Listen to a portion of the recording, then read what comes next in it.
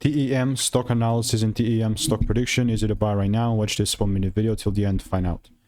I'm looking at Tempus AI. The price is this last week or so. I mean, Friday was kind of down, and the whole week turns out it's 23% down, which is totally fine after a crazy increase in price. Correction is a part of the process and it's part of the game. Before I get into it, I've spent 5 figures on courses and mentors. I've cut out thousands of repetitions up on my YouTube channel, and all of it is documented on the same YouTube channel. So specifically looking at Tempus AI, I have my demand area marked up already, and the only thing that I'm looking to do is still continue to buy only if I see this double break. Right, so how would that look like?